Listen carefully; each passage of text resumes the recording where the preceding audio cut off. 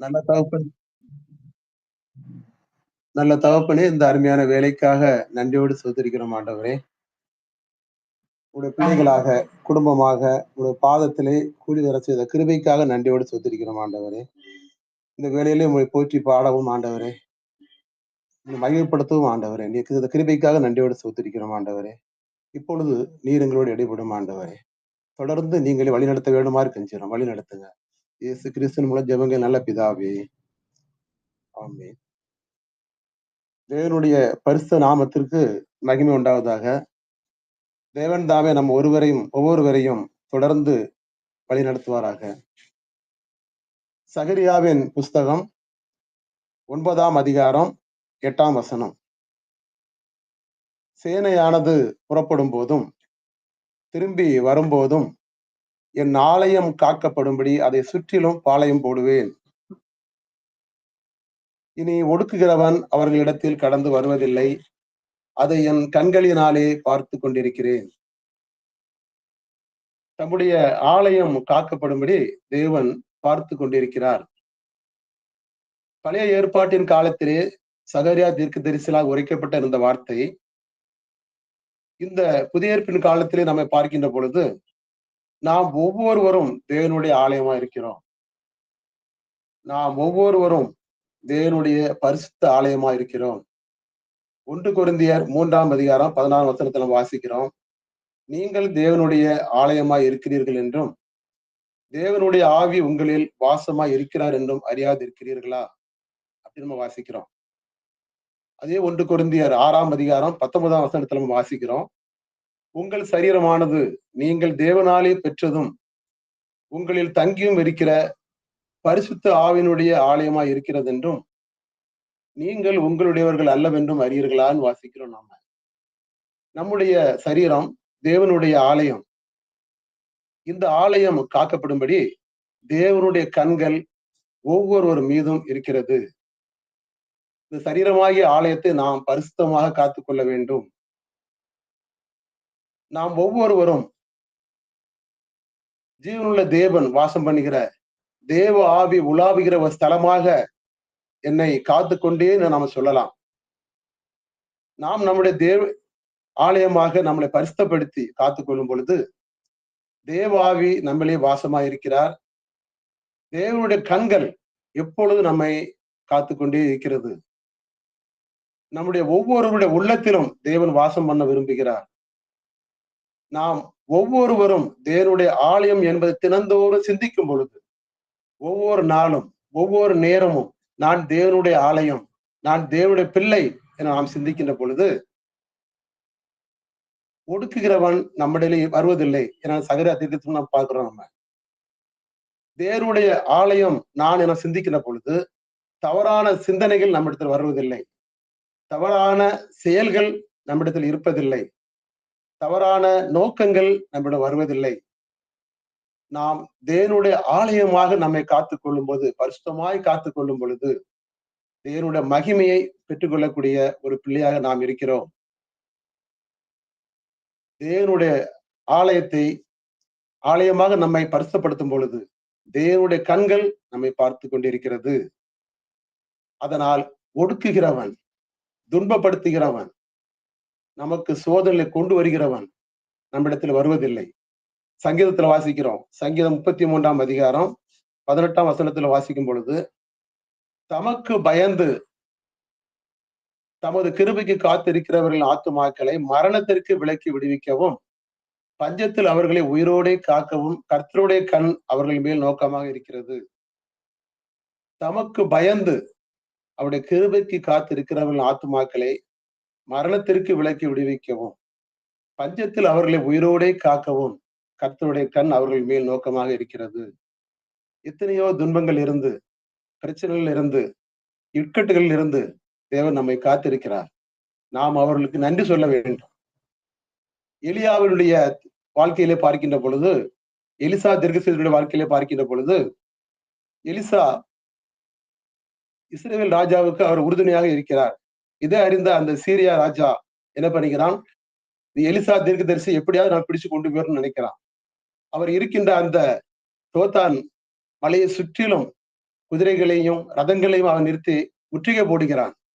எலிசாவுடைய வேலைக்காரன் வெளியே வந்து பார்க்கிறான். சுற்றி குதிரைகளும் ரதங்களும் சுற்றி இருக்குது.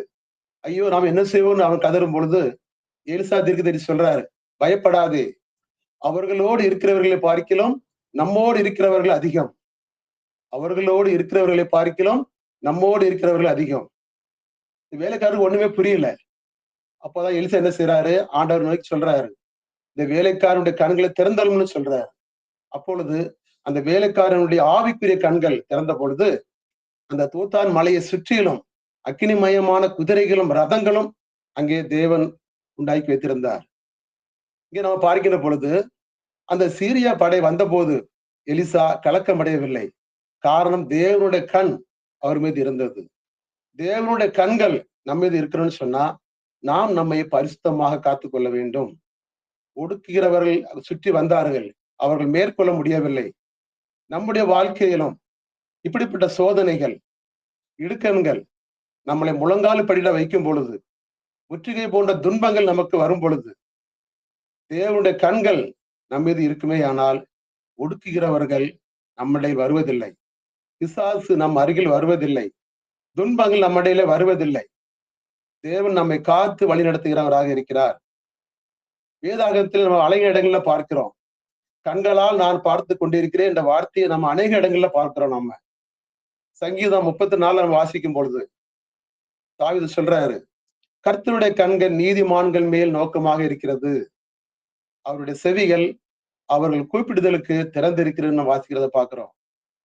1 பேதுரு 3ஆம் அதிகாரம் 12ஆம் வசனத்துல நம்ம வாசிக்கிறோம், கர்த்தருடைய கண்கள் நீதிமான்கள் மேல் நோக்கமா இருக்கிறது வாசிக்கிறோம். நம்முடைய வாழ்க்கையில அநேக நம்ம என்ன செய்யறோம், நம்ம யோசிக்கிறோம், ஆண்டவர் நம்ம நோக்கி பார்க்க மாட்டேங்கிறாரு, ஆண்டவர் நம்முடைய கூப்பிடுறதுக்கு செய்ய கொடுக்க மாட்டேங்கிறாரு, நமக்கு யார் உதவி செய்யலையே நம்ம நினைக்கிறோம். அப்போ நாம நீதிமானாய் நடக்கும் பொழுது, தேவனுக்கு பிரியமாய் நடக்கும் பொழுது தேவன் நம்மை நோக்கி பார்க்க வல்லவராய் இருக்கிறார். யார் நீதிமான்? தேவனுடைய கற்பனைக்கு பயந்து தேவனுடைய இரத்தத்தால் கழுவப்பட்டவர்களாகிய நாம் நீதிமான்களாக இருக்கிறோம். கர்த்தர் நம்மை பார்க்கிற தேவன், நம்முடைய துன்பங்களை பார்க்கிற தேவன், நம்முடைய தேவைகளை அவர் பார்க்கிற தேவன். அவர் நாம் நீதிமானாக இருக்கும் பொழுது தேவனுடைய பார்வை நம் மீது விழுகிறது. தேவனுடைய ஆசீர்வாதத்தை நாம் பெற்றுக் கொள்கிறோம். இந்த பூமியில நாம எந்த இடத்துல இருந்தாலும் அவர் நம்மை காண்கிற தேவனாக இருக்கிறார். அவர் நம்மை காண்கிற பொழுது அவர் நம்மை ஆசீர்வதிக்கிற தேவனாக இருக்கிறார். நம்மை பாதுகாப்பவராக அவர் இருக்கிறார். சகரியா தீர்க்கதரிசி சொல்வது போல் ஒடுக்கத்திலிருந்து நம்மை அவர் காக்கிறவராக இருக்கிறார். எத்தனையோ துன்பங்கள்ல இருந்து, வியாதிகளில் இருந்து, பிரச்சனைகள்ல இருந்து அவர் நம்ம காத்திருக்கிறார், நமக்கு உதவி செய்திருக்கிறார். அதற்கு நாம் நன்றி சொல்லுவோம். 2 நாளாகமும் 14ஆம் அதிகாரம் 11ஆம் வசனத்துல வாசிக்கும் பொழுது ஆசா தன் தேவனாகிய கர்த்தரை நோக்கி கூப்பிட்டு, கர்த்தாவே, பலம் உள்ளவனுக்கு ஆகிலும் பலமற்றவனுக்கு ஆகிலும் உதவி செய்கிறது உமக்கு லேசான காரியம். எங்கள் தேவனாகிய கர்த்தாவே எங்களுக்கு துணை நெல்லும் என்ன ஆண்டவரை நோக்கி விண்ணப்பம் பண்றாரு. இந்த ஆசா ராஜா தேவனை சார்ந்து கொண்ட ஒரு மனிதன், தேவன் மீது பற்றுதலா இருந்த ஒரு மனிதன், தேவனை சார்ந்து பல யுத்தங்களிலே அவர் ஜெயம் எடுத்த ஒரு மனிதன். இந்த ஆசா ராஜா தேவனை சார்ந்து அவர் யுத்தம் செய்யும் பொழுது தேவன் அவருக்கு வெற்றியை கொடுத்தார். அதே 2 நாளாகமும் 16ஆம் அதிகாரம் 9ஆம் வசனத்துல வாசிக்கும் பொழுது, தம்மை பற்றி உத்தம இருதயத்தோடு இருக்கிறவர்களுக்கு தம்முடைய வல்லமையை விளங்க பண்ணும்படி கர்த்தருடைய கண்கள் பூமி எங்கும் உலாவிக் கொண்டிருக்கிறது. இந்த விஷயத்தில் மதி இல்லாதவராய் இருந்தீர், ஆகையால் இது முதற்கொண்டு உமக்கு யுத்தங்கள் நேரிடும் என்றார். இந்த ஆசா ராஜா தேவனை பற்றி கொண்டிருக்கும் பொழுது யுத்தங்களிலே அவர் ஜெயம் எடுத்தார். இப்போ இந்த ஆசா ராஜா என்ன செய்றாருன்னா, சிரியா ராஜாவினுடைய மனிதரை அவர் சார்ந்து கொண்டபடியினால் ஆண்டவர் சொல்றாரு, இந்த விஷயத்தில் மதி இல்லாதவராய் இருந்தீர், ஆகையால் இது முதற்கொண்டு உமக்கு யுத்தங்கள் நேரிடும் என்கிறார். தேவனை சார்ந்து கொள்ளாத ஒரு மனிதன் மதி இழந்தவனாக காணப்படுகிறான். ஞானதிஷ்டிக்காரனாகிய அந்த அனானி மூலம் தேவன் ஆசா ராஜாவுக்கு எச்சரிப்பு செய்கிறார். என்ன சொல்கிறார் என்றால், யுத்தத்திலே நீ என்னை சார்ந்திருந்தாய் ஆனால் இதைவிட மேலான ஒரு வெற்றி நான் உங்களுக்கு தந்திருப்பேன் என்று ஆண்டவர் சொல்லுகிறார். நாம் நம்முடைய எல்லா செயல்களிலும் தேவனை சார்ந்து இருக்கும் பொழுது நாம் வெற்றி பெறுவோம். ஒருவேளை தேவனை விட்டு நாம் விளைவுகளாக இருக்கும் பொழுது நாம் அதனுடைய பலனை அனுபவிக்கிறவர்களாக நாம் இருக்கிறோம். இன்றைய வாழ்க்கையில் நாம் ஆண்டவர்கிட்ட நம்ம கேட்கிறோம். தேவையான எல்லாவற்றையும் நம்ம ஆண்டவர்கிட்ட கேட்கிறோம். உலக பிரகாரமான நிறைய காரியங்கள் நம்ம கேட்கிறோம். ஆனா ஆவிக்குரிய பிரகாரமாக ஆண்டவரே எனக்கு உத்தம இதயத்தை கொடும் என்று நம்ம எத்தனை பேர் கேட்கிறோம்? என்னுடைய பிள்ளைகளுக்கு உத்தம இதயத்தை கொடும் எத்தனை பேர் நம்ம கேட்கிறோம்? உத்தம இதயத்தோடு வாழியவர்களுக்கு தேவன் வல்லமை வழங்க பண்ணுகிறார். என்னுடைய கணவருக்கு உத்தம இதயத்தை கூடும், என்னுடைய மனைவிக்கு உத்தம இதயத்தை கூடும், என் குடும்பத்தில் உள்ளவர்களுக்கு உத்தம இதயத்தை கொடும்னு எத்தனை பேர் நம்ம கேட்கிறோம்? உத்தம இதயத்தோடு வாழியவர்களுக்கு தேவனுடைய கண்கள் பாதுகாப்பு கொடுக்கிறது. துன்பங்கள் இருந்து, சோதனையில் இருந்து, இடுக்கங்களில் இருந்து தேவன் நம்மை விடுதலையாக்கிறவராக இருக்கிறார். சங்கீதம் 11ஆம் அதிகாரம் 4ஆம் வசனத்துல வாசிக்கிறோம். கர்த்தர் தம்முடைய ஆலயத்தில் இருக்கிறார். கர்த்தருடைய சிங்காசனம் பரலோகத்தில் இருக்கிறது. அவருடைய கண்கள் மனுபுத்திரரை பார்க்கிறது. அவருடைய இமைகள் அவர்களை சோதித்து அறிகிறது. தேவன் நம்மை பார்த்து கொண்டே இருக்கிறார். ஐயோ தேவன் என்னை கைவிட்டார் சொல்ல முடியாது. தேவன் நம்மை பார்த்து கொண்டே இருக்கிறார். நாம் நம்முடைய ஆலயமாகிய நம்முடைய சரீரத்தை பரிசுத்தப்படுத்திக் கொள்ள வேண்டும். பாருங்க, அவருடைய இமைகள் அவர்களை சோதித்தருகிறது. ஒரு மருத்துவர் ஒரு நோயாளி எவ்வாறு சோதித்தருகிறார், அதே போல என்ன செய்ற ஆண்டவர் நம்முடைய உள்ளங்களை சோதிக்கிறார், நம்முடைய இருதயத்தை சோதிக்கிறார். நம்முடைய இருதயத்துல என்ன வேதனை இருக்குது, என்ன கஷ்டங்கள் இருக்குது, குடும்பத்துல என்ன கவலைகள் இருக்குது, பிள்ளைகளுடைய படிப்பை குறித்தான கவலைகள், வேலையை குறித்தான கவலைகள், தொழிலை குறித்தான கவலைகள், வியாதியை குறித்தான கவலைகள் அனைத்தையும் தேவன் அறிந்திருக்கிறார். கர்த்தருடைய கண்கள் உறங்குவதில்லை. அவருடைய கண்கள் மனுபுத்திரரை பார்க்கிறது அப்படின்னு சங்கீதக்காரன் சொல்றாரு. சங்கீதம் 121:4 பாக்குறோம். இதோ இஸ்ரவேலை காக்கிறவர் உறங்குவதும் இல்லை, தூங்குகிறதும் இல்லை வாசிக்கிறோம் நம்ம. கர்த்தருடைய கண்கள் உறங்குவதில்லை. அவருடைய கண்கள் எங்கும் உலாவிக் கொண்டிருக்கிறது. மனுபுத்திரர்களை கண்ணோக்கி கொண்டிருக்கிறது என்று வேதாகம் சொல்லுகிறது. இன்றைய தினம் அப்படிப்பட்ட ஒரு வல்லமையோடு கூட தேவனுடைய கண்கள் நம்மை நோக்கி பார்க்கிறது.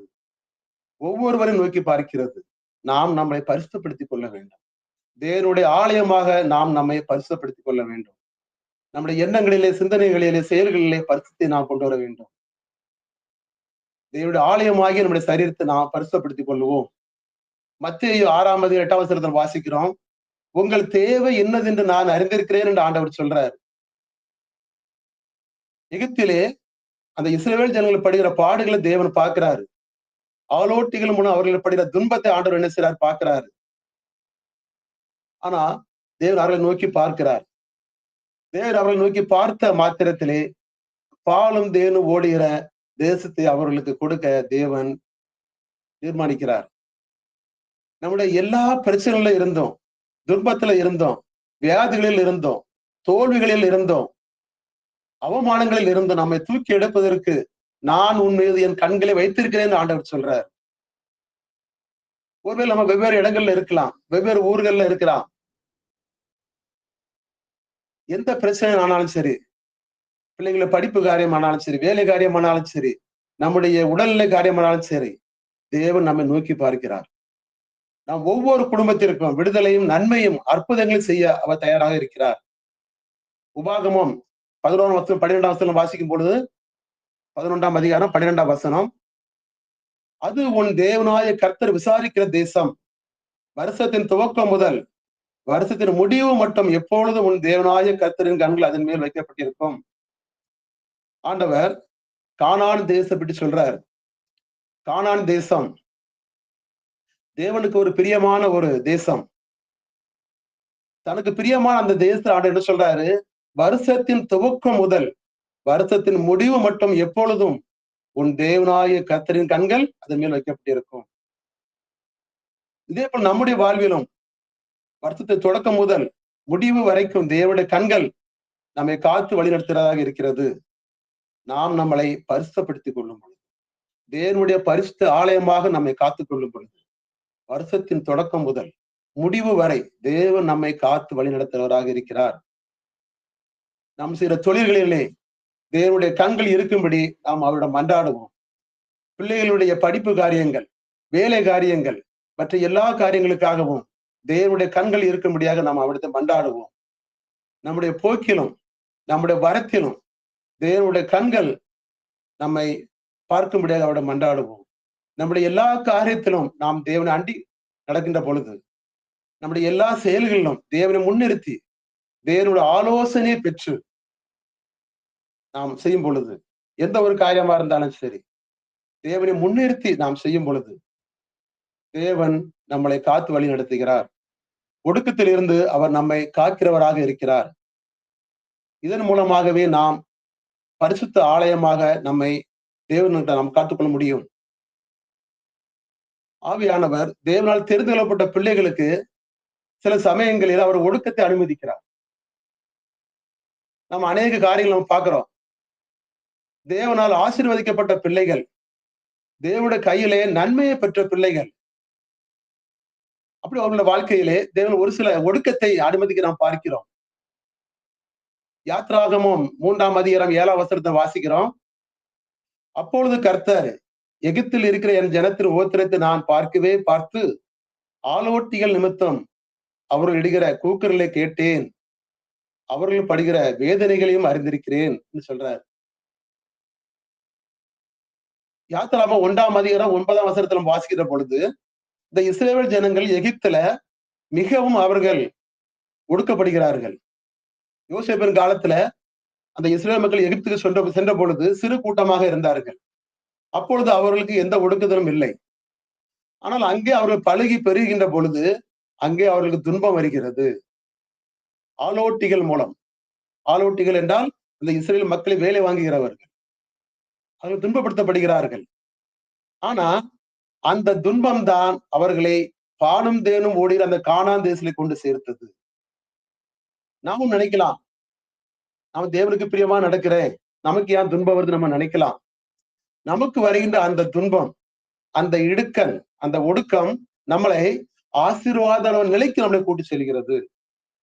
நம்மளை உயர்த்துகிற ஒரு செயல் எதுன்னு சொன்னா, நம்மளை மேன்மையான ஒரு நிலைமைக்கு கொண்டு வருகிற ஒரு செயல் எதுன்னு சொன்னா, இந்த துன்பமே, இந்த ஒடுக்கமே நம்மளை மேன்மையான ஒரு நிலைக்கு நம்ம என்ன செய்யறது, கொண்டு செல்கிறது.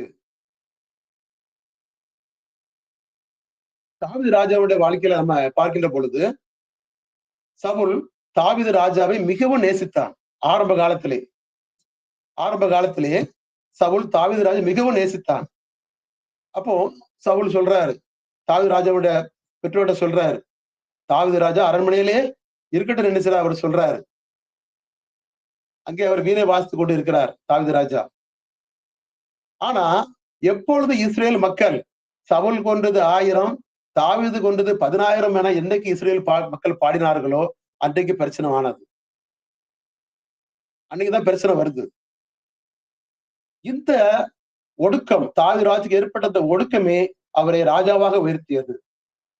ஒருவேளை இந்த ஒடுக்கம் தாவீது ராஜாவுக்கு இல்லை என்று சொல்லுவோமானால், அவர் அரண்மனையில என்ன பண்ணார், வீணை வாசிட்டு உட்கார்ந்திருப்பார், ராஜாவாக உயர்ந்திருக்க மாட்டார். அப்போ தேவன் ஒரு மனுஷனுக்கு உயர்வை கொடுக்க நினைக்கும் பொழுது அவர் ஒரு ஒடுக்கத்தை கொடுத்து அவனை சோதிக்கிறார். அப்ப தேவனுடைய மக்கள் ஆசீர்வாதங்களை அவர் அணிவிக்கும் பொழுது இந்த உலகம் அவரை சந்தோஷமா பாக்குறது இல்லை. இந்த உலகம் அவர்களை மகிழ்ச்சியா பாக்குறது இல்லை. இந்த உலகம் அவர்களை நன்றியோடு பாக்குறது இல்லை. இந்த உலகம் அவர்களுக்கு என்ன கொண்டு வருது, ஒடுக்கத்தை கொண்டு வருது. ஆனா அந்த ஒடுக்கமே அவர்களை மேன்மையான நிலைமைக்கு கொண்டு வருகிறது என்பதை நாம் அறிந்து கொள்ள வேண்டும். யாக்கோவோட வாழ்க்கையில நம்ம பார்க்கிறோம். ஆதியாகமம் 30ஆம் அதிகாரம் 43 வசனத்துல வாசிக்கிறோம், இவ்விதமாய் அந்த புருஷன் யாக்கோபு மிகவும் விருத்தி அடைந்து திரளான ஆடுகளுக்கும் வேலைக்காரிகளுக்கும் வேலைக்காரருக்கும் ஒட்டகங்களுக்கும் கழுதைகளும் அவனுக்கு கிடைச்சிச்சு. இப்போ யாக்கோபுடைய தாய்மாமன் லாபான். ஆரம்ப காலத்துல இந்த லாபான் யாக்கோபு பார்த்து சொல்றாரு, நீ என்னுடைய உறவினன், நீ என்னுடைய எலும்பும் மாமிசம் ஆனவன்னு சொல்றாரு. ஆனா யாக்கோபு விருத்தி அடைந்த பின்பு, அவர் செழுமை அடைந்த பின்பு இந்த லாபான் அவன் மீது பொறாமை கொள்கிறான். கடைசியில் அவன் வீட்டை விட்டு ஓடி செல்கிற ஒரு நிலைமை ஏற்படுகிறது. அன்பானவர்களே, நாம் ஆசீர்வதிக்கப்பட்ட தேவனுடைய மக்களுடைய வாழ்க்கையை நம்ம பார்க்கின்ற பொழுது இப்படிப்பட்ட ஒடுக்கத்திலே அவர்கள் அழிந்து போகவில்லை, அவர்கள் சோர்ந்து போகவில்லை, அவர்கள் தாழ்ந்து போகவில்லை. இறுதியிலே மிகப்பெரிய ஒரு ஆசீர்வாதத்தை அனைவரும் பெற்றுக் கொண்டார்கள். தாவீது ராஜாவாக உயர்த்தப்பட்டார். யாக்கோபு தேவனால் மிகவும் ஆசீர்வதிக்கப்பட்டார். நம்முடைய வாழ்க்கையிலும் நமக்கு ஏற்படும் நெருக்கத்திலே, ஒடுக்கத்திலே நாம் தேவனை பற்றி கொண்டிருப்போம், தேவனை நோக்கி கொண்டிருப்போம். இந்த சரீரமாய் இந்த ஆலயத்தை நாம் பரிசுத்தப்படுத்திக் கொள்ளுவோம். அப்பொழுது தேவனுடைய கண்கள் நம் மீது நோக்கமாக இருக்கும். தேவன் நம்மை ஆசீர்வதித்து வழி நடத்துவார். நம் ஒவ்வொருவரையும் தேவன் தாமே வழி நடத்துவாராக. ஆமேன். நல்ல தகப்பனே, இந்த அருமையான வேலைக்காக நன்றியோடு ஸ்தோத்திரிக்கிறோம் ஆண்டவரே.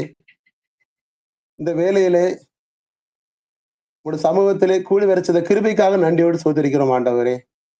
ஆமா ஆண்டவரே, நீர் எங்களை வழிநடத்துற கிருபைக்காக நன்றியோடு ஸ்தோத்திரிக்கிறோம் ஆண்டவரே.